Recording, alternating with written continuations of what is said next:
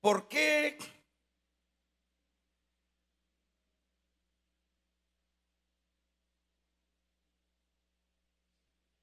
¿Por qué es el fracaso lo que prevalece en la vida de las personas? Es una pregunta. ¿Por qué es el fracaso que prevalece en la vida de las personas?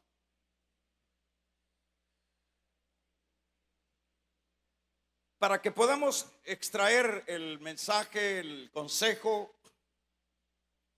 es necesario que nos remontemos allá a los inicios de la liberación de Israel. En ese inicio fue, por supuesto, un inicio de victoria, de liberación, de mucha alegría, y no era para menos, pues habían sido muchos siglos que Israel había estado en una condición de esclavitud. Pero Dios, dentro de su propósito y su misericordia, ya desde antes había hecho la promesa a Abraham que libertaría a su pueblo y que los llevaría a una tierra que fluía leche y miel. Y eso es lo que se llevó a cabo en esta ocasión. Pero es interesante que siempre dentro de lo que el Señor llevó a cabo con respecto a Israel, el Señor, diríamos lo de esta manera, no solo iba a llevar a Israel a esa tierra que fluía leche y miel, pues eso era un hecho, sino que el Señor, diría yo de esta forma, le pone condiciones a Israel.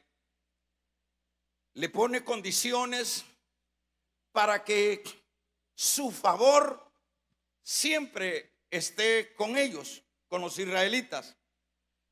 Por ejemplo, en el capítulo número 6 de Deuteronomio, versículo 10 en adelante, le dice el Señor: cuando Jehová tu Dios te introduzca en la tierra que juró a sus padres, Abraham, a Isaac y a Jacob, que te daría ciudades grandes y buenas que tú no edificaste, y casas llenas de todo bien que tú no llenaste, y cisternas cavadas que tú no cavaste, viñas y olivares que tú no plantaste. Le está diciendo Moisés a este pueblo, antes de que entre a la tierra que fluía leche y miel, le está diciendo que ellos sobre todo deben de no olvidarse del Señor, no olvidarse del Dios que los sacó de esa esclavitud y que los lleva a la tierra buena. Le dice que los lleva a este lugar donde ya todo está hecho. En este caso, les dice a la vez: cuando coman y se sacien, cuídense de no olvidarse de Jehová, que los sacó de Egipto, de casa de servidumbre.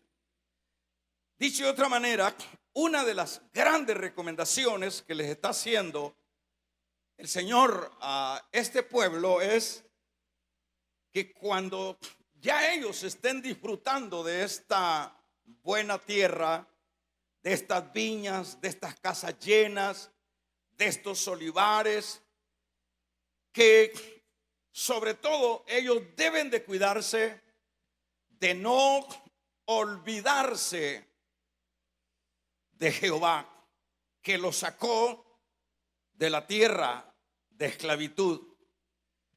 Esto es bien importante porque siempre podía darse, y es un asunto que está dentro de las actitudes del ser humano, de olvidarse cuando ya alguien ha sido bendecido. Y esto es lo que el Señor está previendo. Les dice: cuando ya te sacies de este bien, no te vayas a olvidar. Cuídate de no olvidarte de quién fue el que te ha bendecido. Entonces, en este pasaje, ¿verdad?, de Deuteronomio, está enfatizando que aunque la prosperidad puede ser una bendición, también puede llevar a la complacencia a las personas y al olvido, ¿verdad? Por tanto, Dios insta a Israel a recordar y no olvidar que era Él el que los había bendecido. Y es eso lo que daría la estabilidad a este pueblo, hermanos, cuando ya ellos estuvieran en este lugar que Dios les había concedido.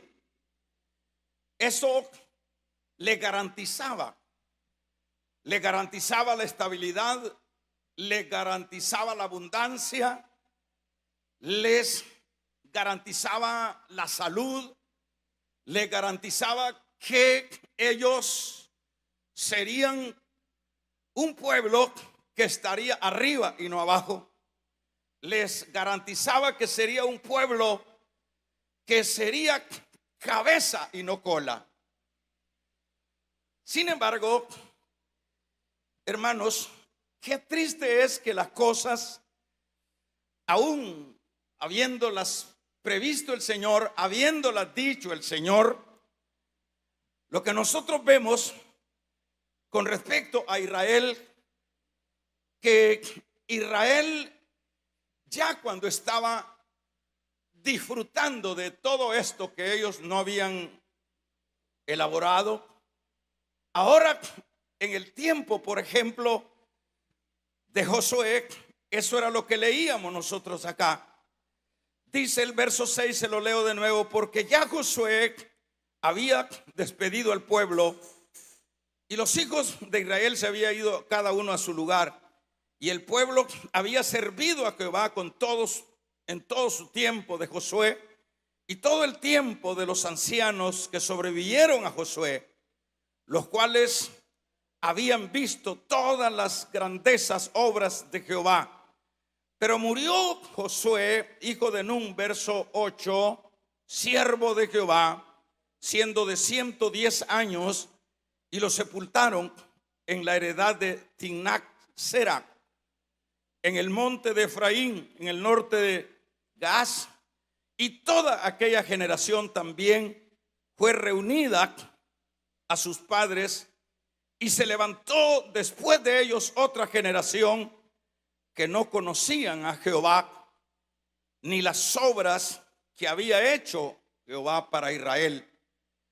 Aquí ya viene ya lo trágico, ¿verdad? Aquí leíamos que esa estabilidad en esta tierra, las victorias sobre los enemigos de Israel, siempre fueron un hecho cuando los israelitas servían a Jehová, cuando los israelitas se apegaban a la ley de Jehová, a su palabra, a sus mandamientos. Sin embargo, luego que murió toda esta generación de Josué, aquí leíamos en el verso número 11, después de estos, ¿verdad?, se levantó otra generación que no conocían a Jehová, dice el verso 10.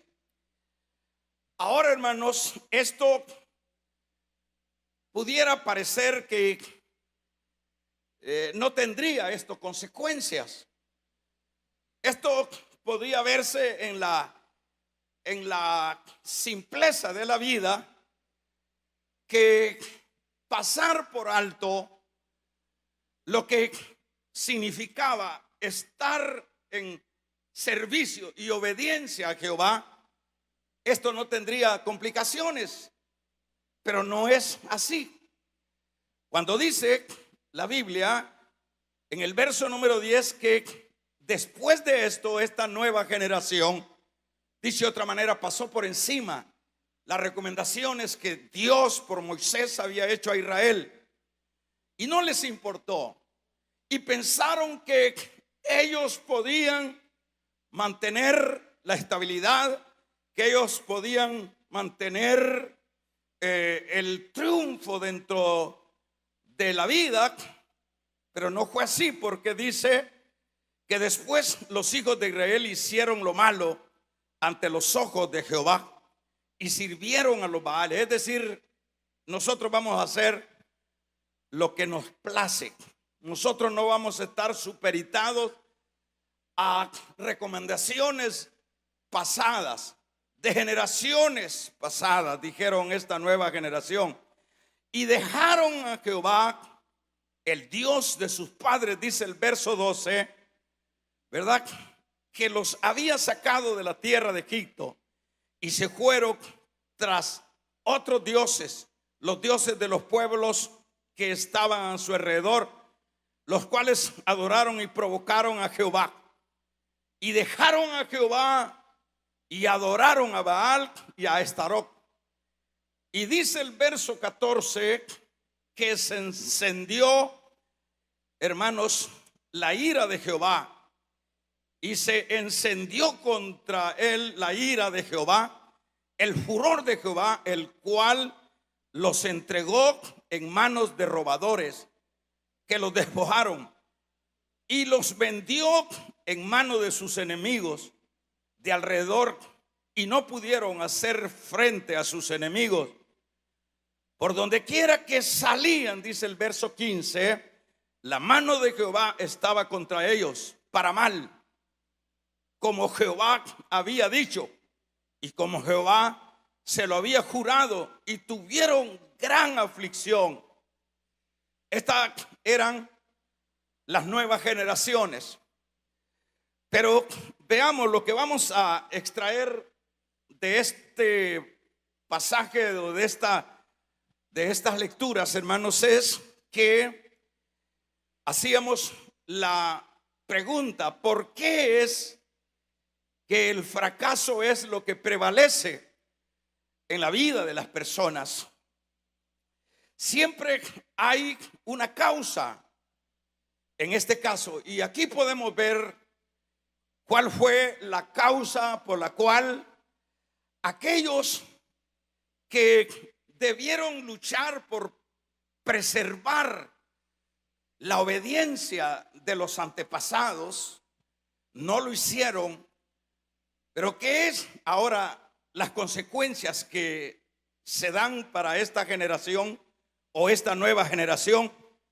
Ellos hicieron conforme a sus corazones, sino conforme a lo que se les había indicado.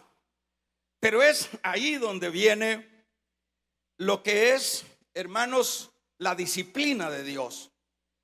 Aquí nosotros leíamos que Dios estaba con ellos, estaba contra ellos, perdón. Y una de las cosas tremendas dentro de la vida, hermanos, es lo siguiente: la Biblia dice que horrenda cosa es caer en las manos del Dios vivo.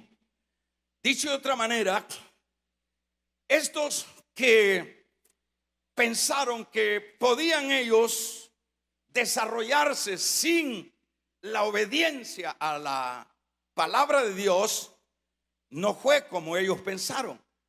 Vino sobre ellos, sobre todo, la disciplina de Dios, diríamos de esta manera, porque dice que Dios los entregó en manos de robadores, que Dios les mandó enemigos que Dios les, hermanos, metió en una disciplina terriblemente desesperante. Y eso es lo que leíamos en el último versículo, donde dice que ellos a donde salían les iba mal. Bueno, el problema acá no es un problema de destino. El problema acá, en este caso, no era un problema de mal tiempo, porque siempre cuando las cosas van mal, siempre se asocian, o somos buenos para asociarlas a que tenemos una mala estrella, tenemos un mal destino. Se asocia a que realmente no tenemos el favor de Dios y que el tiempo también no es viable para ser vencedor en las diferentes áreas. El asunto siempre es, hermanos, siempre, como decíamos, hay una causa, hay un porqué. En este caso estaban sucediendo lo negativo a los hijos de Israel. El caso acá es porque ellos se habían olvidado del Señor. Habían pasado por alto lo que se les había recomendado. Y viene acá, dado que son hijos, viene la disciplina.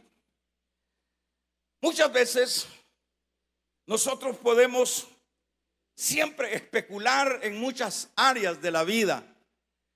Y nosotros podemos decir qué es lo que está sucediendo. ¿Por qué vienen estas cosas que no son las que como creyentes yo estaría esperando? Porque siempre, hermanos, asociamos que cuando ya nosotros estamos dentro del camino de Dios, asociamos que Dios tiene la obligación de bendecirnos, de bendecirnos, de bendecirnos, de bendecirnos. Es decir, esa es la idea. Porque dentro de la palabra encontramos que Él nos ama, que Él está con nosotros, que si nos tocan es como que le toquen la niña de sus ojos. Entonces nosotros tenemos ese concepto, pero nosotros debemos de saber, porque la palabra siempre está escrita en tiempos que en realidad sucedieron las cosas, pero esta palabra se actualiza para los tiempos presentes, se actualiza en este caso para nosotros. Entonces nosotros decimos, bueno, son bendiciones las que están escritas en la Biblia de parte de Dios para nosotros. Pero no olvidemos que siempre venimos siendo la misma figura, hermano. Y siempre se aplica el mismo principio, que como dice la misma palabra, que al que mucho se le da, mucho se le demandará. Es decir, no estamos exentos. ¿Qué es lo que aprendemos acá? Lo que aprendemos que, en primer lugar, como pueblo de Dios, nosotros debemos de poner, como dicen, la barba en remojo. Digo esto porque a veces nos pasa lo mismo de Israel. Repetimos las mismas actitudes de los demás, ¿verdad? Y pensamos que esto no va a traer consecuencias a nuestra vida. Y claro que sí las va a traer. Siempre que nosotros no estemos enteramente, hermanos, adheridos con una disposición importante de estar en plena armonía y en plena obediencia con Dios. Cuando usted y yo estemos poniendo a Dios por sobre todas las cosas, cuando Dios sea mi prioridad, cuando Dios sea el todo en mi vida, no nos preocupemos. Sin duda vendrán problemas, pero Dios nos sacará adelante en los problemas, ¿verdad? Pero si nosotros, como pueblo de Dios, pasamos por alto su palabra y hacemos lo que nos indica el corazón y no lo que nos indica la palabra de Dios, sepamos que el Señor aplicará lo mismo para con nosotros. Porque la Biblia dice que Él es el mismo de ayer, de hoy y por todos los siglos. Es decir, Él no ha cambiado. Él no tiene sombra de variación. Él es el mismo Dios de hace saber cuántos trillones. Es el mismo Dios de la eternidad. Entonces, conocedores de eso, ¿qué es lo que tenemos que hacer nosotros como pueblo suyo? Lo que tenemos que hacer es apegarnos. Lo que tenemos que hacer es el cuidar, no olvidarnos de Dios. Lo de Dios debe de ser lo prioritario en nuestra vida. Lo de Dios debe de ser nuestro primer detalle dentro del desarrollo de nuestra vida. Lo de Dios debe ser lo primero. ¿Quiere usted ser bendecido? Queremos nosotros el favor de Dios. Queremos que Dios pelee nuestras batallas. Queremos que Dios nos saque adelante en cualquier situación, la que sea. No nos olvidemos de Dios. Apeguémonos a su palabra. Vivamos para hacer su voluntad. Vivamos para Él. Vivamos para su gloria. Ahí está la ganancia. Muchas veces uno piensa que vivir para Dios es pérdida. Muchas veces uno piensa que vivir para Dios es, hermanos, inapropiado, que es algo que no tiene sentido. Hermanos, vivir para Dios, hacer la voluntad de Él, satisfacer sus demandas, es la mejor manera como nosotros debemos desarrollarnos, y eso nos traerá, hermanos, el favor de Dios. Eso nos traerá las bendiciones de Dios. Él peleará, como dije, nuestras batallas. Él nos sacará adelante. Él va a enderezar esos hijos. Él va a enderezar tu matrimonio. Él va a enderezar tu economía. Él va a sanar tu cuerpo. Él te va a sacar de poder en poder. Vamos a regalarle una ofrenda de palmas al Dios de la gloria. Él a Israel le dijo: si tú obedeces a mis mandamientos, los enemigos vendrán por un camino y por 7 caminos saldrán huyendo. O sea que la mejor manera de desarrollarse en la vida, me refiero pues en la vida de Dios, esto va con nosotros. La mejor manera de desarrollarnos en la vida y tener triunfos en los diversos frentes de batalla que vamos a enfrentar, la mejor manera es estar en esa íntima relación con Dios. Eso es mejor que tener un buen trabajo. Eso es mejor que tener un buen título. Eso es mejor que tener un amigo con dinero. Eso es mejor que tener una cuenta bancaria. Eso es mejor que tener fama. Eso es mejor que tener poder. Damos un amén. Vamos a regalarle ofrenda de palmas al Dios de la gloria. Eso es mejor. Eso es mejor que tener millones en el banco. Eso es mejor. Estar en la sintonía de Dios, estar en la obediencia de Dios. ¿Por qué, hermanos? Porque toda vez nosotros, por ejemplo, Israel hubiese permanecido en las directrices que el Señor le había dado, Israel no hubiese pasado, hermanos, por donde ha pasado. Por ejemplo, hasta ahorita, imagínense cómo son de terribles las desobediencias. Hasta ahorita, hasta esta fecha, Israel no ha podido sentar cabeza.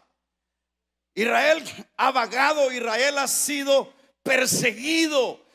El antisemitismo es mundial, todos lo odian, todos quieren destruir a Israel. Pero la gran pregunta es, pero ¿por qué ese pueblo es tan aborrecido y por qué todos quieren matar a Israel? Es que cuando nosotros desobedecemos, damos un gloria a Dios. Es que cuando yo, como pueblo de Él, hago lo que yo quiero, entonces voy a entrar en la disciplina de Dios. Y dice la Biblia que Él, hermanos, castiga a los que aman. Él no castiga a los impíos. Él no castiga a los hijos que no son sus hijos. Él castiga, Él disciplina, damos un gloria a Dios, a su pueblo. Entonces, esa es la paradoja acá, que toda vez usted y yo nos mantengamos cerca de Dios, no alejados de Dios. No deje de pensar que va a tener el auxilio del Señor. No deje de pensar que el Señor va a estar en las buenas y en las malas. El Señor va a pelear su batalla.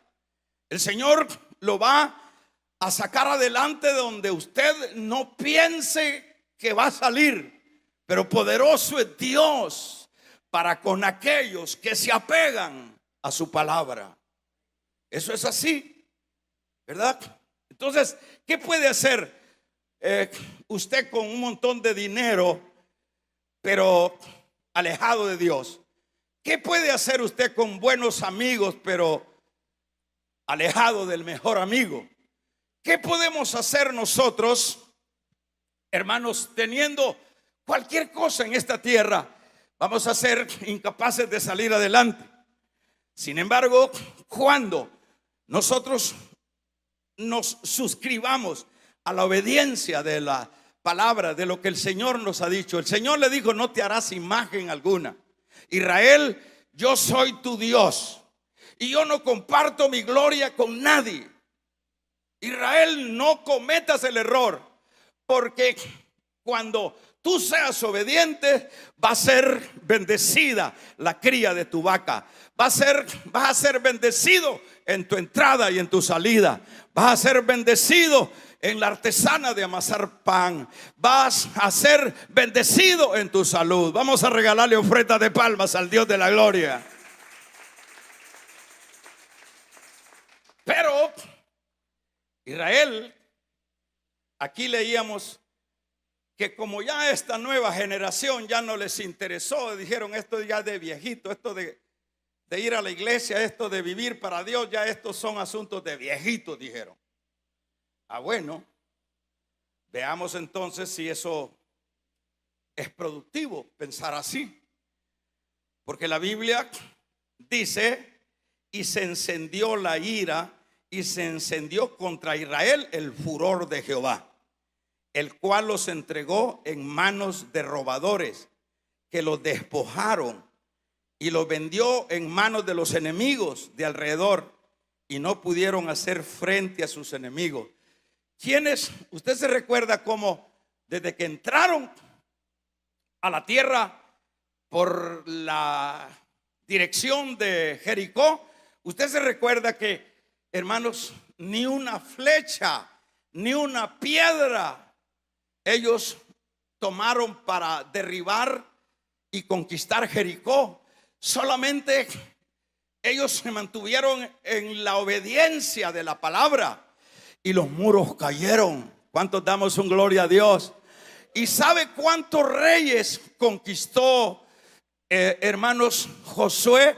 31 reyes cayeron. No habían reyes que los vencieran. No habían amorreos que se pusieran adelante. El gigante de gigantes iba con ellos, peleaban las batallas de ellos. Vamos a regalarle ofrendas de palmas al Dios de la gloria. Pero ¿qué sucede? ¿Qué sucede ahora? Ahora dice el Señor, y vale aclarar que como es su pueblo, lo que hace Él es, se enciende la ira, pues. Y vamos a ver, y los entrega en manos de los robadores. Y ahora los enemigos, ellos son gallinas ahora. Ahora salen corriendo y los insignificantes ahora los vencen. ¿Pero por qué los vencen? Porque ya Dios no está con ellos. Es que la bendición más grande no es, como dije hace un momento, que tengamos todas esas cosas nosotros, hermanos.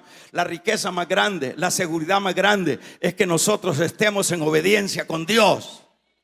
Eso es lo más significativo en esta vida, ¿verdad? Que estemos nosotros en plena obediencia con el Señor.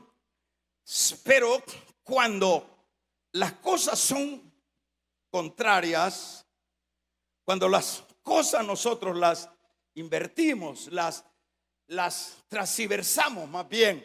Cuando usted dice, bueno, Dios es mi Dios y yo soy su hijito, Él es algunos le dicen papito, ¿verdad? Que sería hasta una falta de respeto, ¿verdad?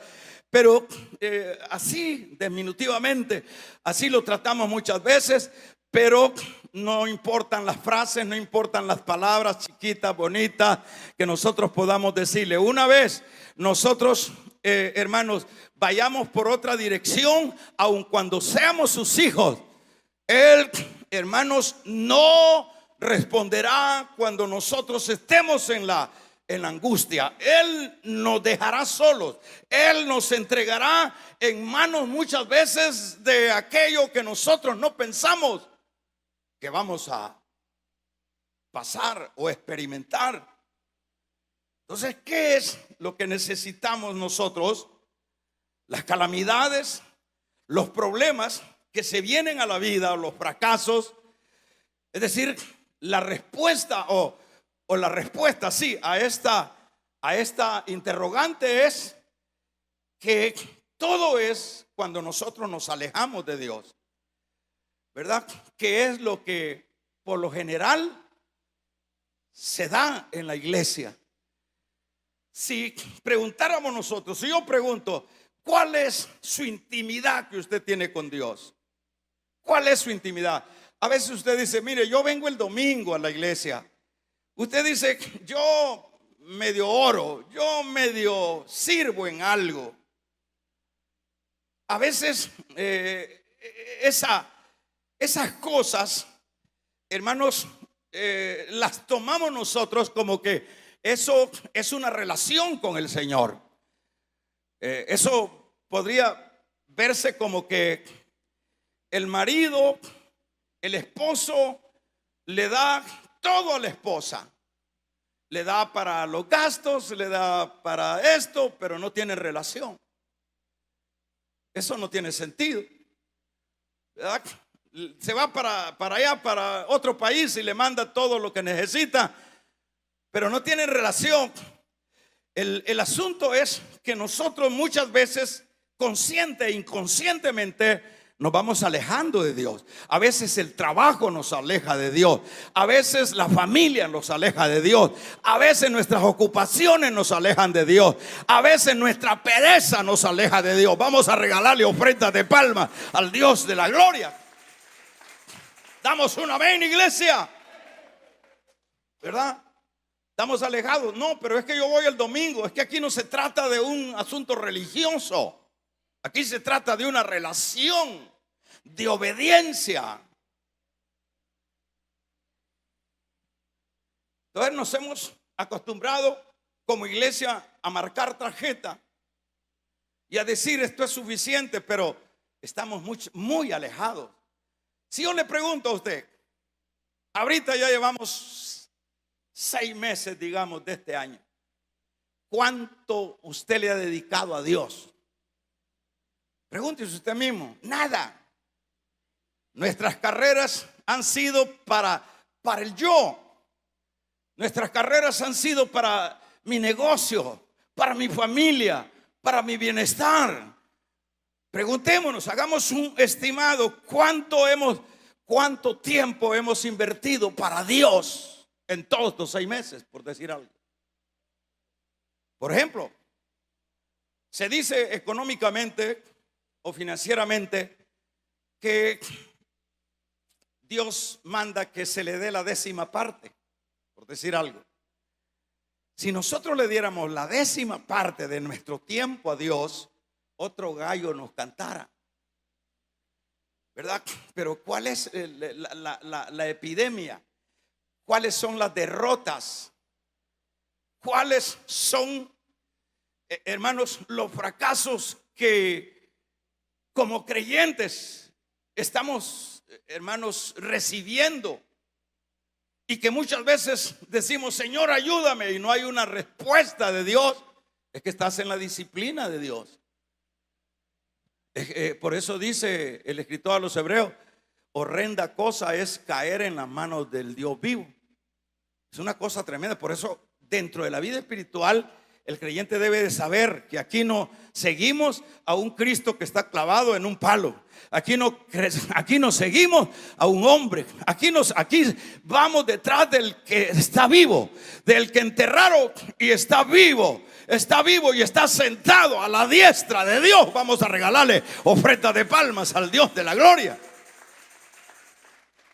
Entonces hagamos un estimado. ¿Cuánto tiempo usted le dedica a Dios?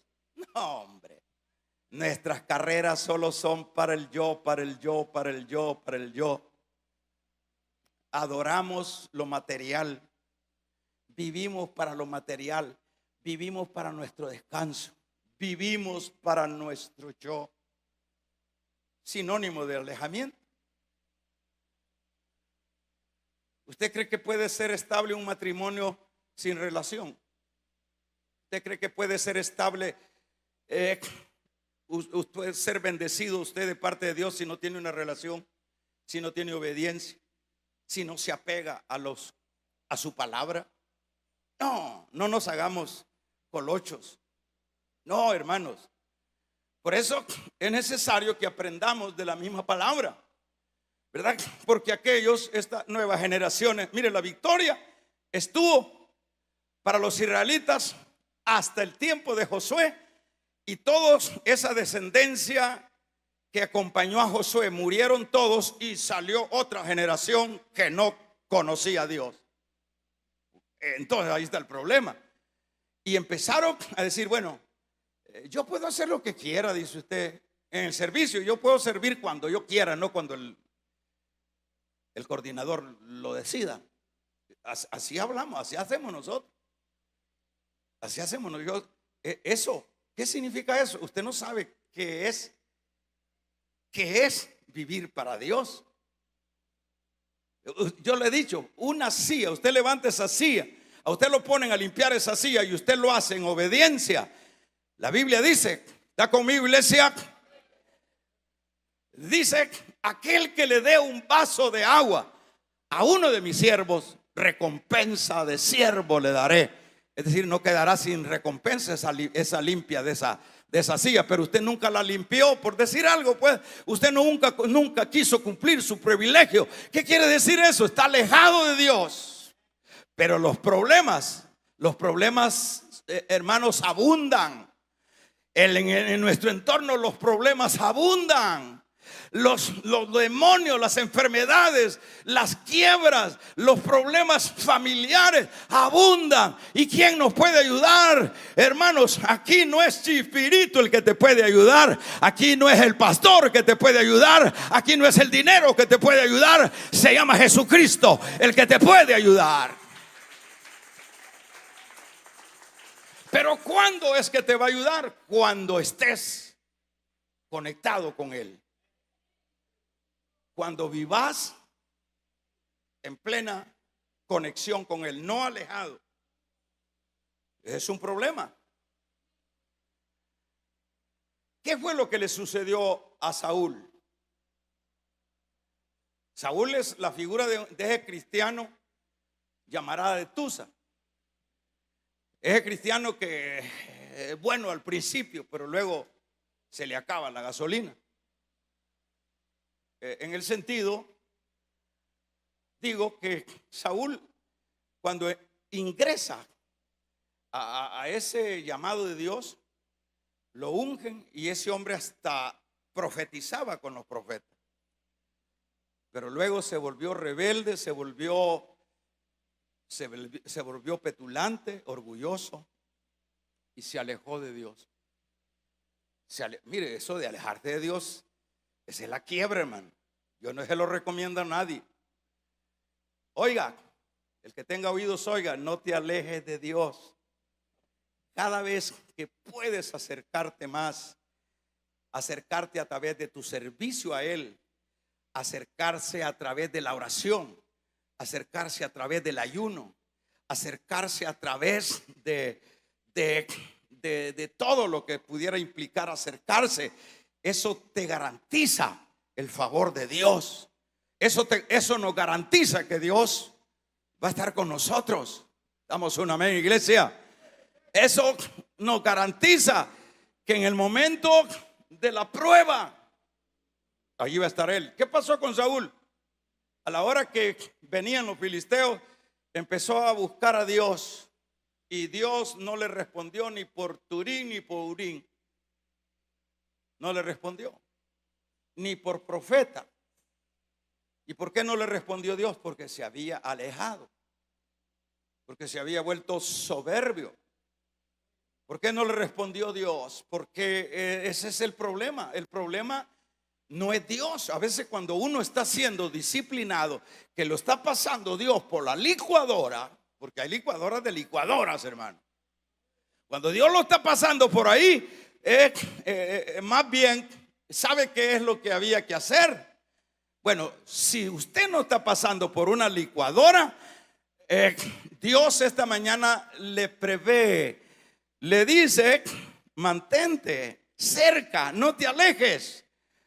Pero si usted ya está pasando por la licuadora, o estamos pasando por la licuadora, a lo que me refiero es al problema, que no le hayamos salida. En ese caso lo que tenemos que hacer es volvernos. Damos un amén. Vamos a regalarle ofrenda de palmas al Dios de la gloria. Volvernos a Él. Lo que hizo el pródigo. Me levantaré e iré a mi padre. Eso es lo que tenemos que hacer cuando le está cayendo y usted ya ni dormir puede y tiene problemas de muchas índoles, problemas en la familia, problemas acá. No es que no vamos a tener problemas, claro que sí. Como creyentes vamos a tener problemas que siempre obran para bien, dice la palabra.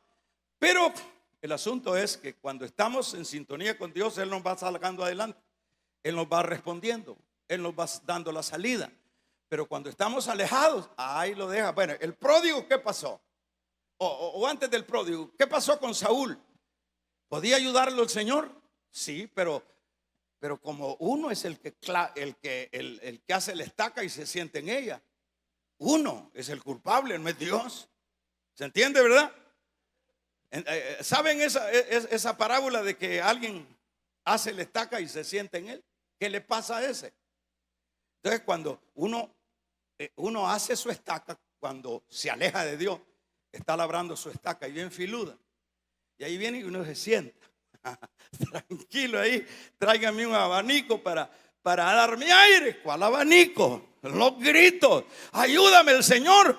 Y el Señor no responde ni por Urín ni por Turín. Vamos a regalarle ofrenda de palmas al Dios de la gloria. Uno es el que. Entonces la gente a veces se enoja con el pastor que le dice: congréguese, sirva, haga bien las cosas. Esto solo quieren tener a uno del tornillo, dice. No, es por tu bien. Es por tu bien.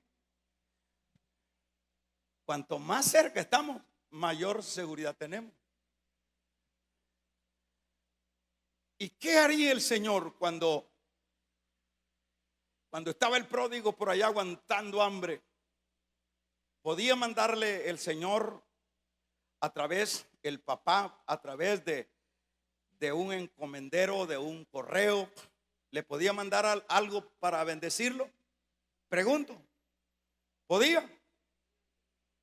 Sí, era el padre rico, tenía correos, podía mandar caballos veloces para que fueran a bendecir al bebé que ya se le había metido la chincha, que ya no quería estar en casa, ya le aburría el pan con cake, ya le aburría las pedicure y el manicure, ya le aborrecía las atenciones, ya no apetecía las atenciones, y le dijo: dame mi herencia y me voy. Y el papá, que me gusta eso, se la dio. Vamos a regalarle ofrenda de palmas al Dios de la gloria. Pero no le mandó provisión allá en la tierra lejana. ¿Por qué no le mandó? ¿Por qué no le mandó? Porque él quería que él mismo, como él había labrado esa estaca, que se sentara en su estaca. Media vez él vuelva, dijo el Señor, el papá, yo lo voy a atender. Y eso es lo que tenemos que hacer nosotros: volvernos, volver a la casa, ¿verdad? Usted anda mal en el pecado, anda adulterando, anda fornicando. ¿Usted cree que le va a ir bien así, mamita? Usted le anda haciendo las horas extras a su marido. Vamos a regalarle ofrenda de palmas al Dios de la gloria. ¿Usted cree que le va a ir bien así? ¿Ah? Esos mariditos, esos muchachos que en la iglesia la boquita es chiquita, pero por allá en los moteles se ponen las gafas y nadie los conoce. Sí, los hermanos no te pueden conocer, pero hay uno que te conoce. Y dura cosa es caer en las manos del Dios vivo. Oh Dios bendito. ¿Qué es lo que tenemos que hacer esta mañana? Volvernos. Volvernos. Todo ese alejamiento. Eso es lo que le dice el Señor a la iglesia de Éfeso. Acuérdate de dónde has caído. Acuérdate cuando vivías cerca de mí, cuando oraba, cuando ayunaba, cuando se te mojaban los ojos. ¿Y cuánto tiempo tienen que tus ojos ya no se mojan? Un cadáver ya. ¿Cuánto tiempo tienes de no tener esa intimidad, de sentir su presencia? ¿Cuántos años tienes? Muchos años. Y eso trae consecuencias. Pero esta mañana, vuélvete. Esta mañana es mañana de reconcilio. ¿Por qué? ¿Por qué es el fracaso lo que prevalece en la vida? Porque toda vez nos alejemos de Dios, no esperemos días buenos. No esperemos el favor inmediato de Dios. Cierra tus ojos. Vamos a orar. Oh Padre amado,